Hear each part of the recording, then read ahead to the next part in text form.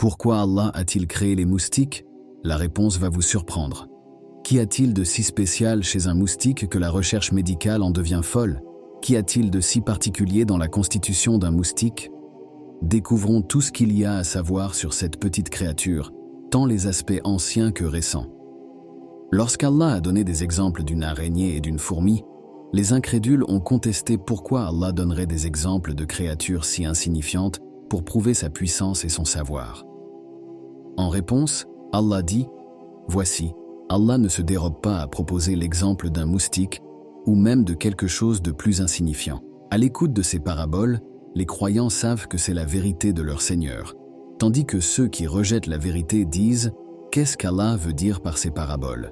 Ainsi, il en égare beaucoup, tout comme il en guide beaucoup, et il n'en égare ainsi que les transgresseurs. Chaque création d'Allah a un but et une sagesse profonde cachée. Allah dit dans le Coran, « Nous n'avons pas créé le ciel et la terre, et ce qui est entre eux sans but. C'est l'opinion de ceux qui ne croient pas. Malheur donc à cause du feu à ceux qui ne croient pas. » Sourate 38, verset 27. Aujourd'hui, nous discuterons de la sagesse et des secrets inimaginables cachés dans la naissance d'un moustique. Allah a utilisé le mot arabe pour les moustiques, qui fait référence aux moustiques femelles. Cela signifie que le moustique qui pique un humain et suce son sang est une femelle, pas un mâle. Ce n'est que récemment que l'homme a été capable de développer des microscopes avancés qui peuvent zoomer sur la petite créature et montrer si un moustique est mâle ou femelle. Et ce n'est qu'après cela que nous avons pu découvrir que c'est le moustique femelle qui suce le sang, pas le mâle. Et le Coran nous l'avait dit il y a 1400 ans. À propos de cette petite créature, c'est une petite créature, mais même avec sa petite taille, il possède toutes les parties du corps, comme les animaux les plus géants, en particulier les éléphants.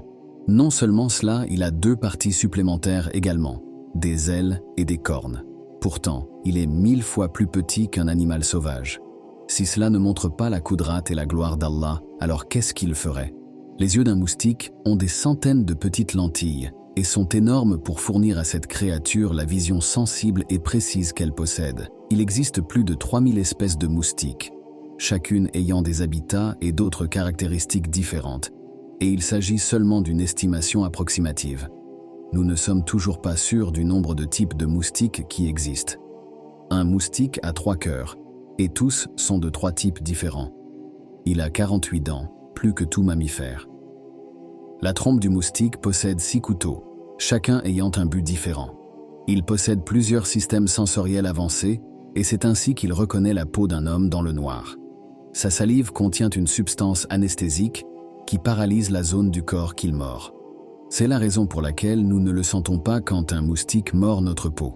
Les moustiques ont un système avancé de test du sang. C'est pourquoi ils ne sucent pas le sang de tout le monde. La découverte la plus étonnante à propos d'un moustique est le parasite qui se trouve sur les ailes d'un moustique. Les ailes sont plus légères que l'air. Imaginez un autre être vivant assis dessus.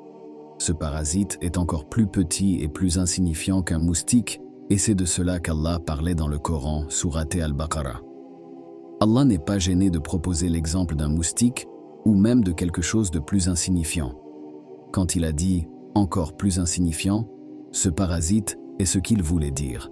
Les moustiques ont d'énormes appétits comparés à d'autres insectes et créatures. Ce moustique était celui qui a apporté une mort drastique, soudaine et insignifiante au roi orgueilleux et arrogant.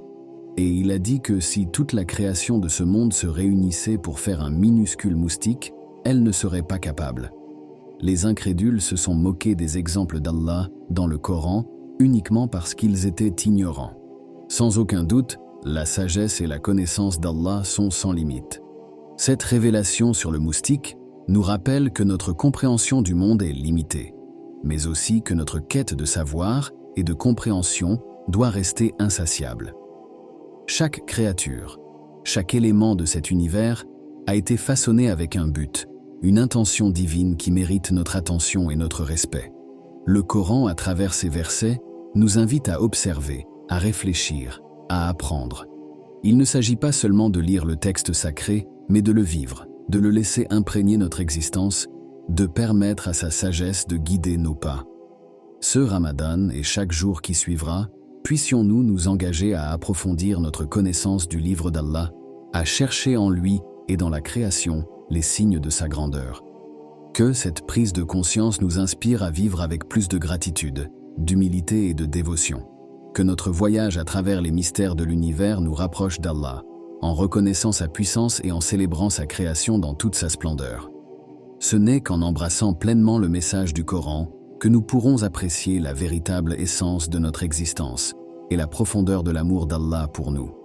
Alors que nous refermons ce chapitre sur le moustique, souvenons-nous que chaque jour nous offre une nouvelle opportunité d'apprendre, de grandir et de nous émerveiller. Puissions-nous saisir ces moments, chercher constamment à comprendre les merveilles qui nous entourent et trouver dans chaque petite créature un rappel de l'infini amour et de la majesté d'Allah.